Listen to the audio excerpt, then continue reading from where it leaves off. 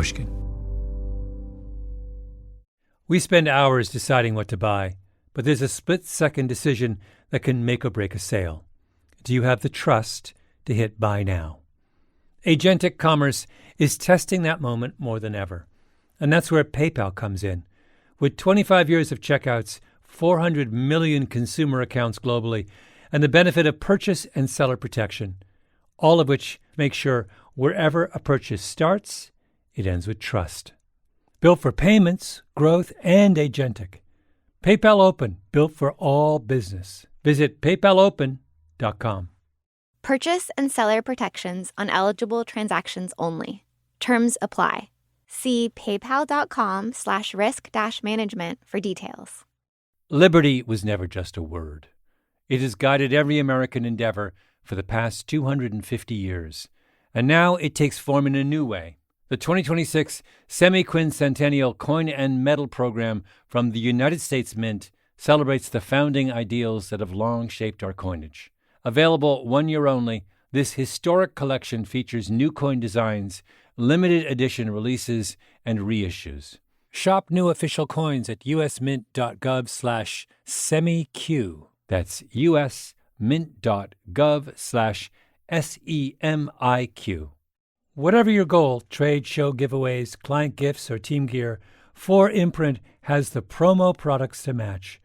With thousands of options, from apparel and drinkware to tech and totes, it's easy to find the right fit for your brand and budget, with standout choices at every price point.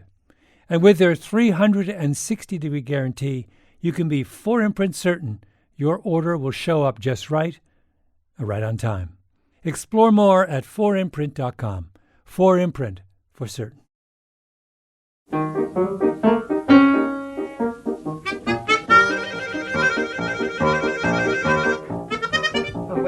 I always flatter myself I think I'm going to be able to play it that fast, and I actually can't. So take it from your introduction again after the 3 chords, a little slower.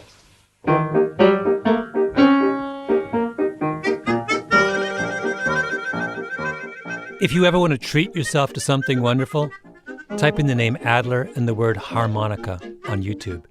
This is from an Australian program called Four Corners from 1961. There are 100 videos like this.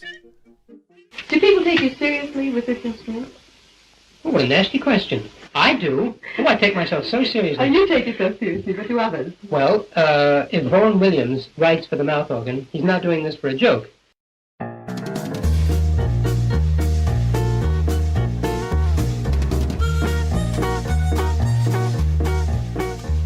My name is Malcolm Gladwell. You're listening to Revisionist History, my podcast about things overlooked and misunderstood.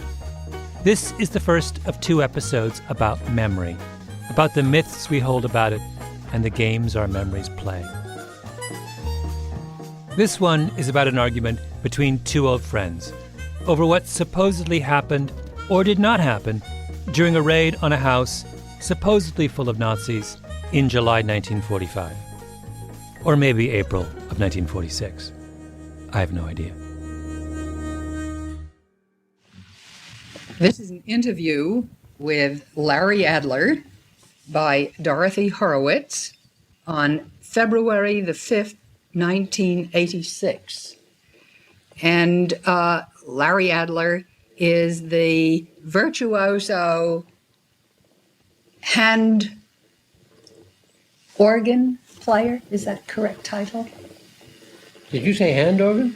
Mouth organ. Because the hand organ is what you grind from monkeys. Right you are. By the time Larry Adler sat down to tell his life story to a historian with the American Jewish Committee, his reputation was well known. Perfectly all right with me. Oh, no. Mouth organ player, or harmonica player, as it is also known. I use the word mouth organ, but the people who manufacture it call it a harmonica. And I might add a raconteur par excellence, and we hope you're going to indulge in a lot of that because we're going to want to know all about you. Of course, you know that raconteur is a very polite word for liar. Raconteur is a very polite word for liar. That could easily be on Larry Adler's tombstone.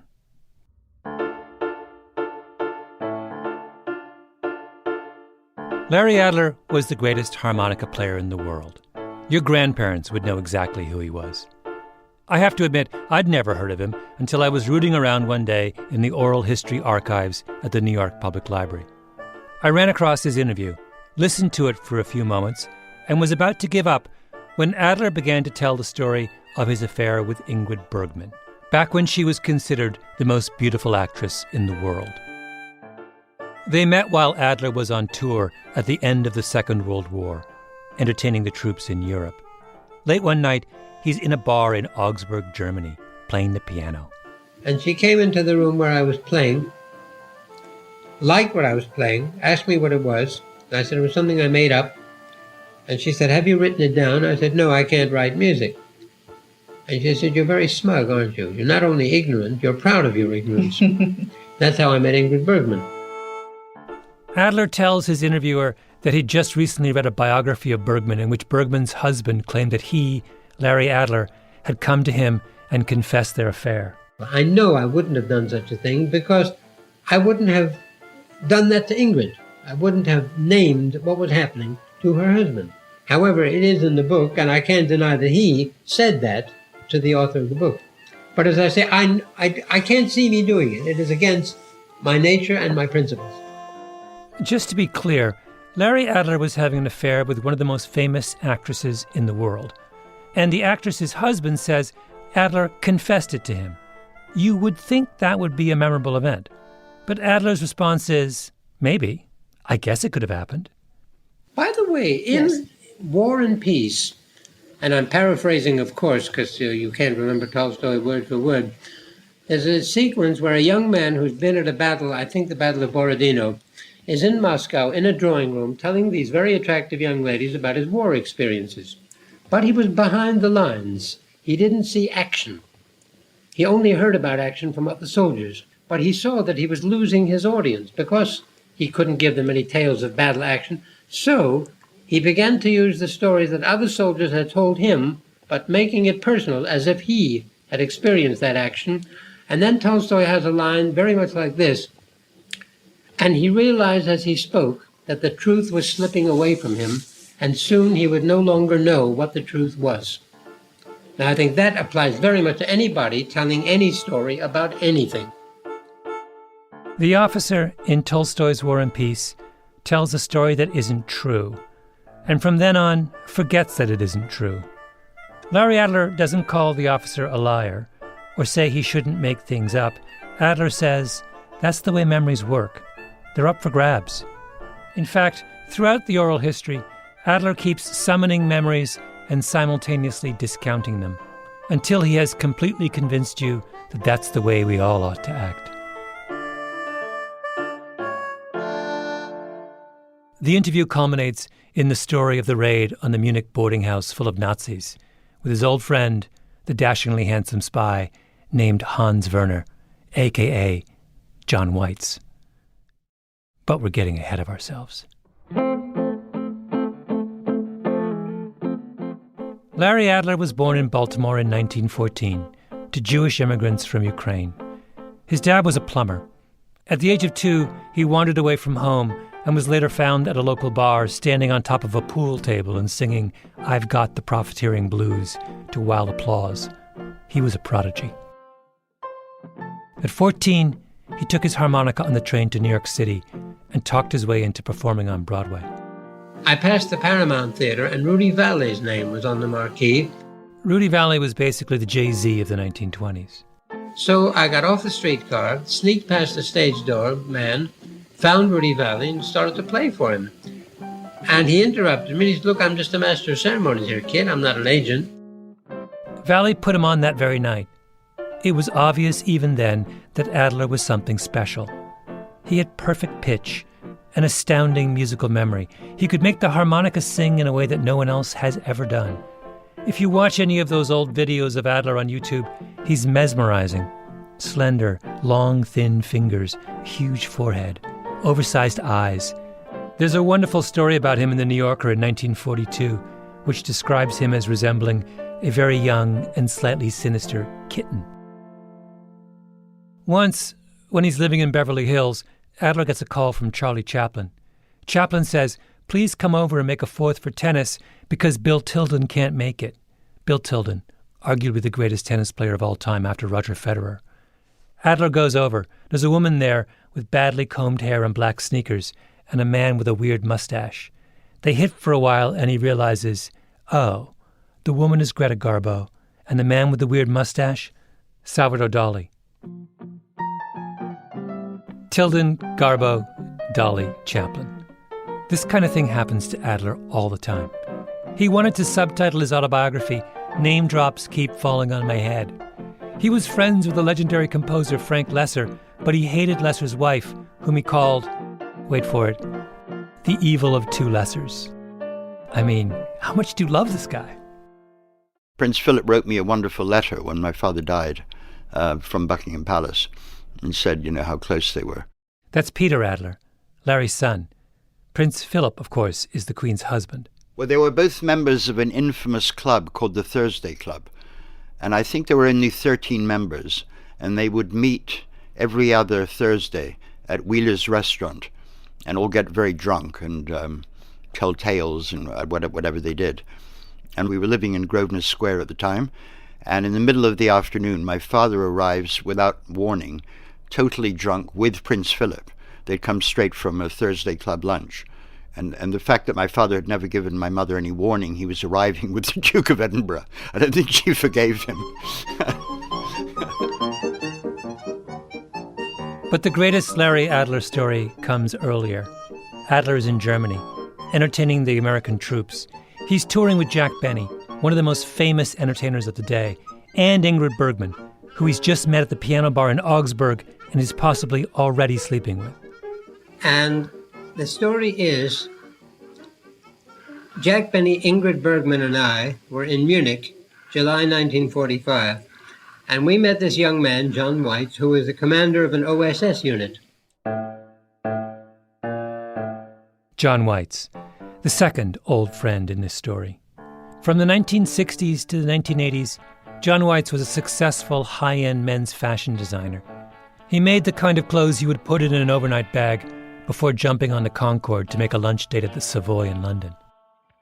In shirts, Weitz favored what was known as the European cut, which, as a fashion critic once wrote, disqualified anyone without a perfectly flat stomach.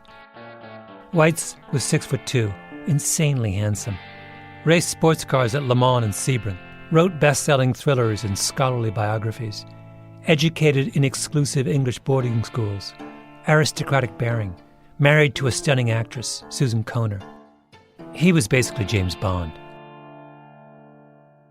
What was the world that your father and mother inhabited in sort of 60s and 70s New York? It was a pretty, kind of beautiful people set.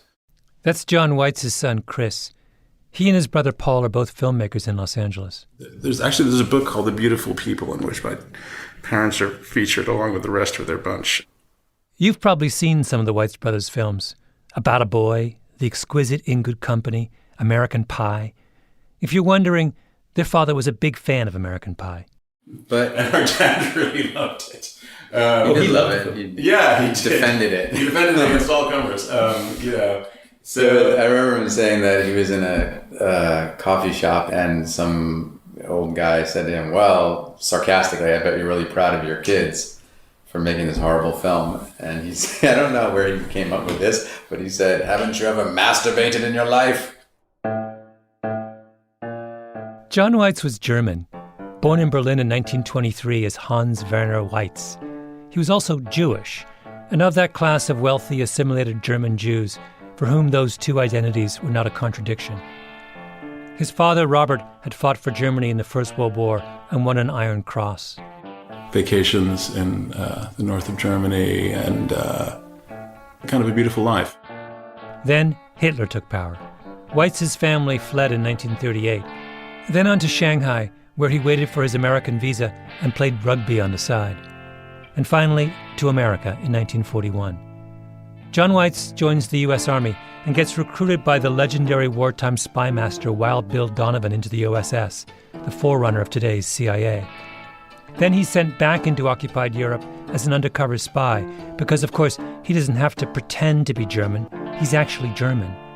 He's dropped into France, makes contact with the resistance. He's part of the group that liberated one of the most infamous concentration camps, Dachau. He told me about when he was in Dachau, seeing a gas chamber, and there was a little window whereby the operator could tell whether the people inside were dead or not. And next to it was a picture of his little child. He described it as being the way that a taxi driver would have a picture of his family and children like taped to the dashboard. But that really stuck with him. After the war, Dachau was turned into a holding pen for prisoners of war. Weitz was sent into the camp to spy on the captured German soldiers, to impersonate a German POW. Some German soldiers, after the war ended, would burn off their SS tattoos with the end of a cigarette. Weitz got a tattoo and then burned himself as well to make the impersonation real. Now you'd say he had PTSD, actually, but nobody talked about it in that way. So he was, a drinker, not a sloppy one, but someone who sort of regularly, until he suddenly cut it off like cold turkey at some point in our childhood. He didn't sleep well. He woke up very early in the morning. He had incredibly regular habits born of the army, of kind of keeping things in order. He was, if he was crossed by a stranger, if someone was rude to him or impolite, he would be very scary and dangerous. He definitely seemed, from the war, someone who had no physical fear of other people. And that was really scary as a child to watch.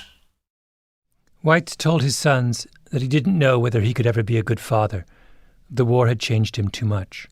Chris and I used to talk about our childhood as growing up in behind the Iron Curtain. Like you had to have sort of surreptitious modes of self-expression, and humor was a big aspect of that. Like the fact that we ended up working together is partly because we sort of developed this shared sense of humor, and it was kind of like a samizdat method of maintaining our autonomy with a very sort of domineering dad who was always ready for things to lapse into complete catastrophe. Yeah. A dad who was always ready for things to lapse into catastrophe. Back to Munich. The war has just ended. Weitz is now running an undercover operation against a German guerrilla group called Werewolf. It's made up of ex-Nazi soldiers who are causing trouble across liberated Europe. A werewolf cell had holed up in a Munich rooming house, not far from the Deutsche Theater. John Weitz has infiltrated the group under the name Hans Werner. Then word comes in from the Allied brass. Round up the werewolf members. And just as the order is issued, Weitz runs into Larry Adler, Ingrid Bergman, and Jack Benny. And he said that they had found a house where they knew there were 8 German soldiers. Now, the war was over. Therefore, these soldiers had neither surrendered nor been captured. John and his OSS unit were going to raid them. And would Jack, Ingrid, and I like to come along? Well, Jack and Ingrid refused. They were terrified of the idea. I loved it. Now, let's just pause here while I point out the obvious. A 20-something John Weitz, the dashingly handsome undercover spy, runs into, respectively, America's most famous actress, America's most famous comedian, and the world's greatest harmonica player, presumably at a nightclub, and he invites all 3 of them to join him in raiding a house full of Nazi guerrillas, and one of them, the skinny harmonica player from Baltimore, says yes. The Weitz brothers, disciples of Hollywood, do not find this as odd as I did. Does it strike you, one of the many weird things with that story is the notion that you are an OSS officer in Munich, you're going to do this bust, and you bring along a famous harmonica player? What's strange about that? Well, I guess it's a testament to the power of celebrity. It's kind of like a ride-along, you know? Like Kevin Hart and Ice Cube.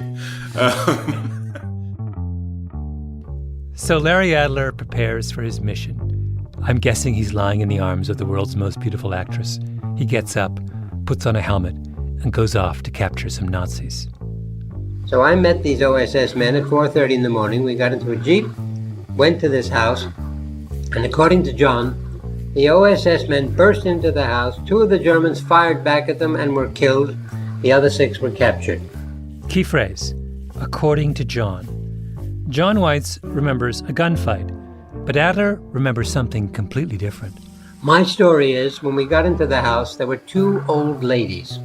There was no firing. No one was hurt in any way. And so there are these 2 diametrically opposed stories by 2 people who were there. In John Weitz's memory, a house full of Nazis, a nasty battle, death, drama. In Larry Adler's memory, of the same night, nothing. No Nazis, no gunfight, no one dies. They burst in, and all they find is a room full of harmless old women, presumably knitting. But wait, there's another version. Same characters, same setup, only it's supposed to take place almost a year later, in April of 1946. I told this story to a group of publishers in London when I made a speech, and one of the publishers told me afterward, Mr. Adler, did you know that the raid you're talking about is mentioned in another book? And John Weitz is mentioned, but not by name. He's called Werner, because that was his name as an agent to infiltrate the German lines. John, under the name of Werner, is leading the raid. You are with him. And now there are 18 Nazi soldiers. The house is surrounded by armored carriers and floodlights. And I still remember 2 old ladies. So the question is, who is right? Exactly. Who's right? For the rest of their days, Adler and Weitz will argue about it. I remember Larry bringing up the story to Needle Dad. And my dad, the funny thing is, my father could be very, very forbidding and peremptory with people who sort of crossed him. For some reason, he had a soft spot for Larry. Everyone had a soft spot for Larry. What I heard at lunch was you were rounding up these Nazis, and all I saw was old women. Oh, Larry. Yeah, it was something. Shut up and have another champagne.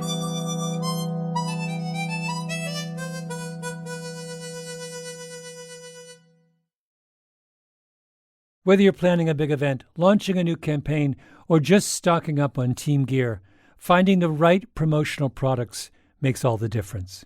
That's why so many brands turn to 4imprint. They offer thousands of options, from on-trend apparel and premium drinkware to tech, totes, and giveaways, so you'll find the right fit for any audience, purpose, or budget. You can customize it all: your logo, your message, your look. And many items come with no setup charge to help you save. And if you're really watching the bottom line, you'll find standout choices at every price point so you can make a real impact while staying on budget. Plus, you'll get expert help, fast turnaround times, and their 360-degree guarantee so you can be 4imprint certain your order will arrive on time and look exactly right. Whatever your goal, 4imprint makes it easy to find your perfect promo match. Explore the possibilities today at 4imprint.com. 4imprint, for certain. Liberty was never just a word. It has guided every American endeavor for the past 250 years. And now it takes form in a new way. The 2026 Semi-Quincentennial Coin and Medal Program from the United States Mint celebrates the founding ideals that have long shaped our coinage.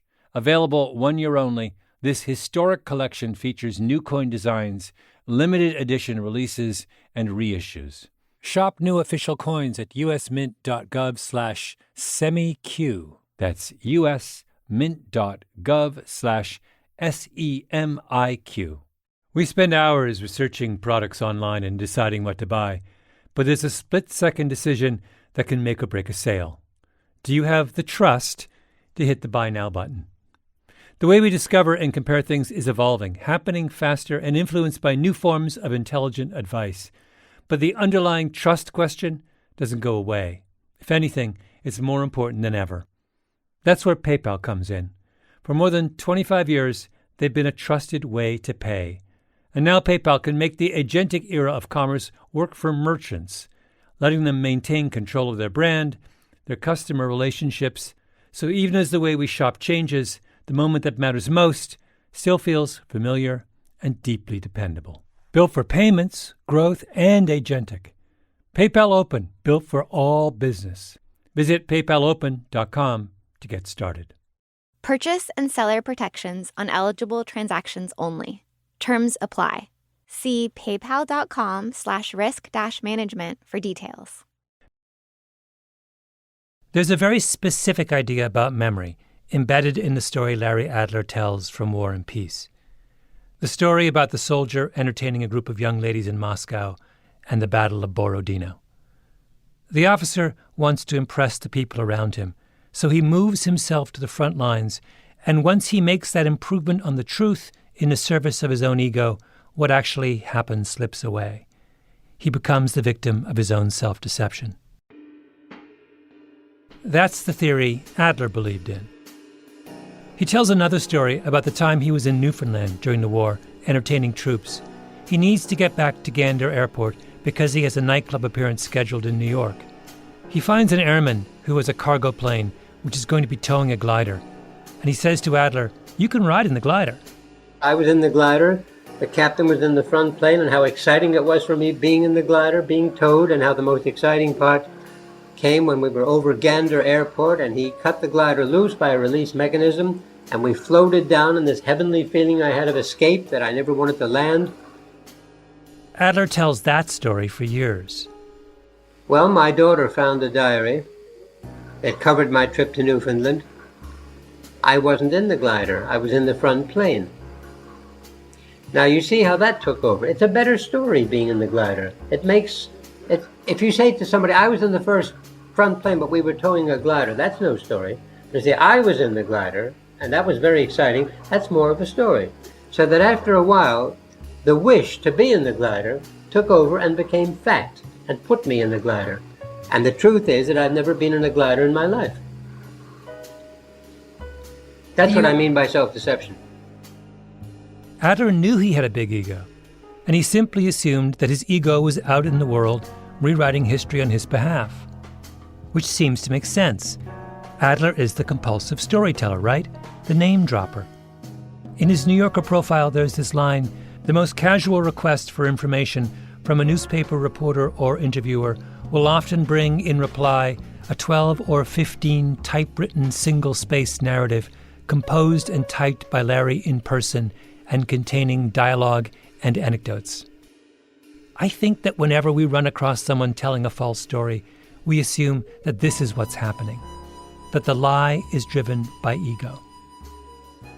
In the next episode, I'm going to talk about an incident that you'll almost certainly remember, a modern version of Adler's glider story. Somebody famous was caught saying, in effect, that they were in the glider when they were actually in the plane pulling the glider. And the overwhelming assumption was that the storyteller changed the details of what happened because he wanted to look better, braver, bolder. But here's my question. Why do we always have to frame memory disagreements and errors in terms of character? Why do we always need a culprit? Because I'm not sure Adler can be explained away as an egotist. There were all kinds of ways in which he was anything but. At what point, I know life became somewhat complicated here. Adler was part of a group that went to Washington in the middle of the McCarthy era to protest the anti-communist hysteria sweeping through Hollywood. Then he got accused of being a communist. He went bankrupt fighting McCarthyism. At the height of his career, he was blacklisted, lost everything. Then Roy Cohn, who was McCarthy's advisor, offered me a deal. He had arranged that I would give testimony secretly before the McCarthy Internal Security Committee. And he said, what we're going to do is, I prepared a list of names for you. All of these people have been named by others. They've already been named. We know their names. You just read their names off, and you're not hurting anybody. In the middle of a national hysteria, one that would end up ruining countless lives, Adler is offered a get-out-of-jail-free card. He won't take it. And I said, Mr. Cohn, what the hell's the sense of me reading a list of names that you already know? So he looked out of the window and he spread his hands and he says, go fight City Hall. We're all trying to get you back to work, Larry, and you're not helping us. So that was that. I wouldn't have given the name of an enemy. I just am against the principle of the informer. I always have been. I still am. Adler ended up moving his whole family to London. He gave up their house in Beverly Hills, the beach house in Malibu, the tennis matches with the stars, started over. Chris Weitz says his father liked Adler not just because of his musical genius or his hilarious stories, but because he had, and I'm quoting, a major set of balls. Here's Peter Adler again. He would really take huge risks on principle. He was a very, very principled man.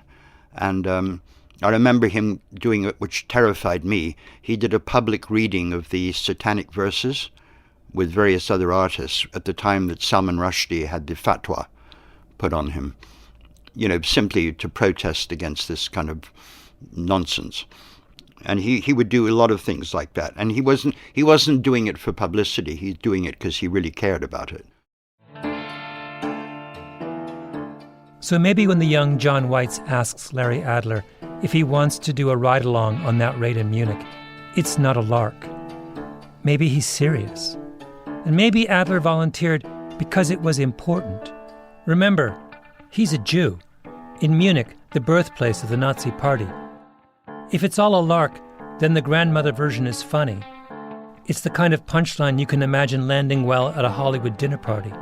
Larry Adler, the compulsive storyteller, wins over another crowd.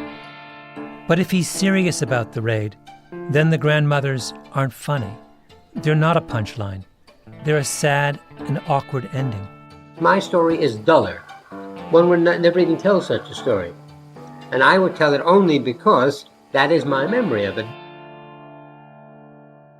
He's right. But then consider his companion.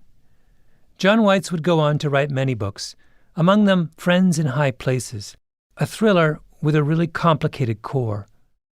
The main character was somebody who was in the auto industry and was joining the Nazi Party in order to get ahead in his career. I think he felt about himself that if he hadn't been Jewish, maybe there, but for the grace of God,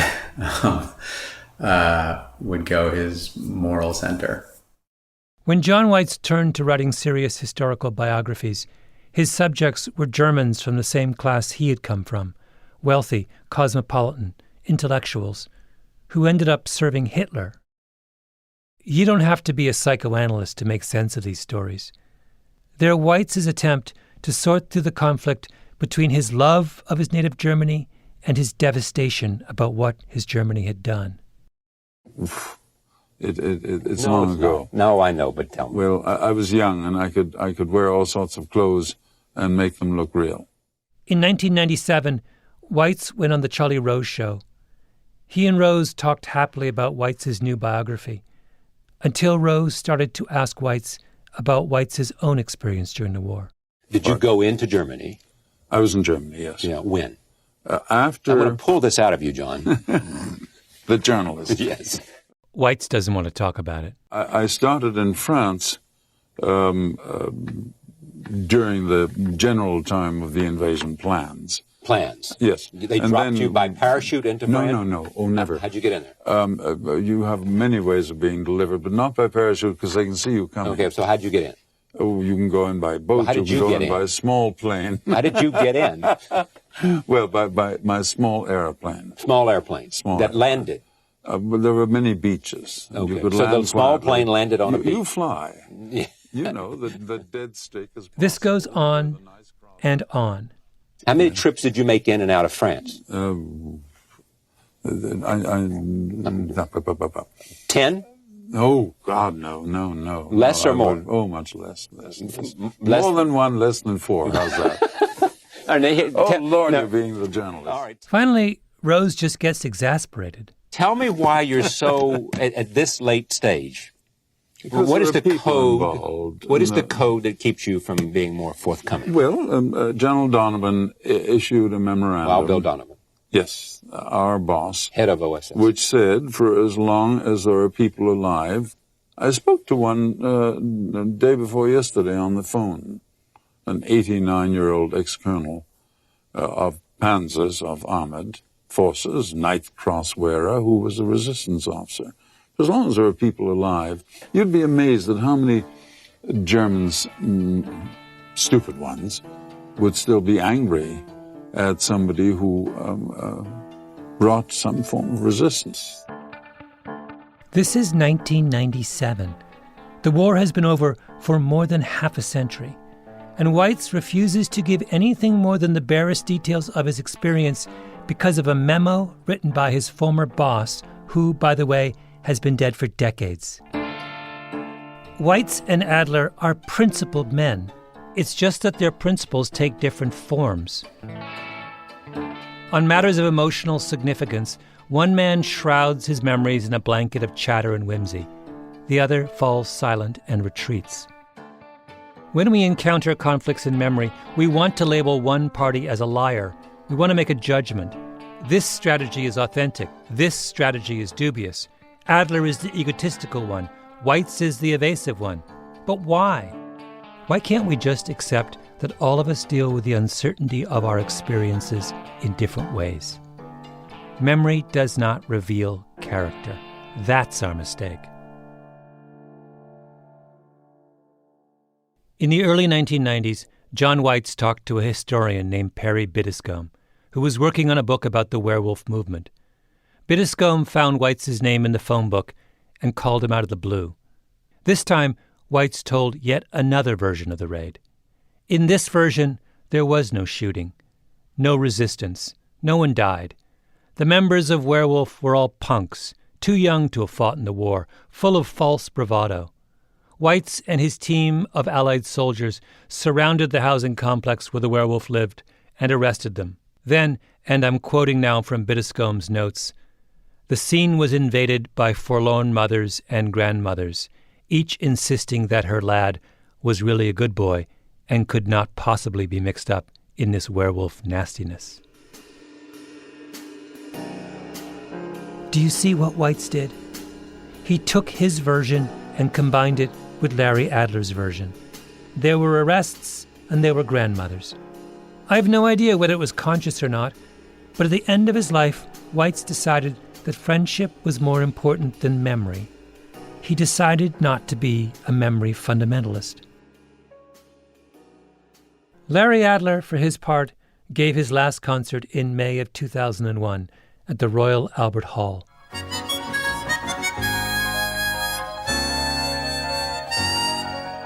It was Prince Philip's 80th birthday celebration, and the Duke wanted his old friend to play for him. Adler was near the end. His son Peter knew he wasn't well. No, he was ill. He was in hospital, and he, much to my horror, had himself checked out, and he was wheeled onto the stage at the Royal Albert Hall by a nurse in a wheelchair.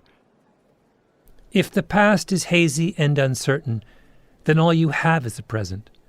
That's what propelled Larry Adler. To seek his fortune on Broadway as a kid, to give the harmonica its due, to risk it all fighting McCarthy, to leave Ingrid Bergman in the early morning hours to go round up some Nazis. Even at the very end of his life, he wasn't going to stay in the hospital, was he? He privileged experiences over memories. And he played the harmonica from the wheelchair and blew every other artist off the stage. And he was wheeled off to a standing ovation. He was looking straight into camera, and I'm sure at me, going, "You do not tell me what to do." And died a few days later. I checked. He actually died 2.5 months later. Somewhere, Larry Adler is laughing.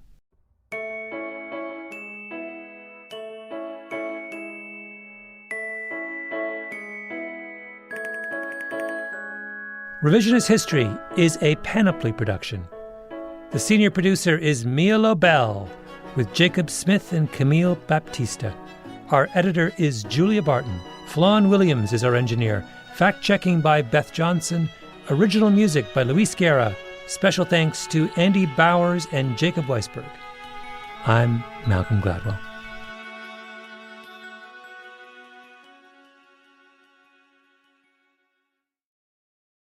I tell a story about getting to Israel just after the Six-Day War. Special service officer met me at the airport. I even remember his name, Major Zafrir. And he told me that an Israeli soldier had written a song, Sharm el-Sheikh. So I learned it. It was a damn good tune. I played it first at El Arish in the Sinai, and there were about 200 tanks, about 2,000 soldiers. General Rabin, who was then chief of staff, he was there. I played, and the audience went mad. The applause went on and on. I played it again. They made me play it 6 times.